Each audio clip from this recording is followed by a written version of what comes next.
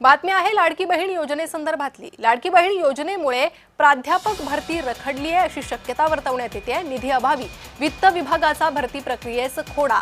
शासकीय विद्यापीठ महाविद्यालयांमध्ये सद्यस्थितीत 11,000 पद रिक्त आहे। शासकीय विद्यापीठ आणि महाविद्यालयातील शिक्षणावर याचा परिणाम होतोय। लाडकी बहीण योजनेमुळे हा परिणाम होतोय असं बोललं जात आहे।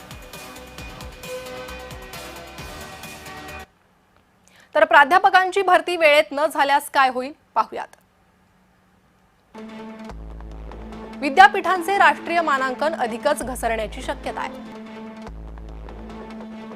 सद्यस्थितीत 11,000 प्राध्यापकांची पदं रिक्त आहेत। त्यातील 5,012 प्राध्यापकांच्या भरतीला सरकारने परवानगी दिली आहे। वित्त विभागाकडून मात्र भरतीला हिरवा कंदील नाही। परिणामी उच्च आणि तंत्रशिक्षण विभाग अडचणीत आलेला आहे। शासकीय विद्यापीठ आणि महाविद्यालयातील शिक्षणावर गंभीर परिणाम होतोय।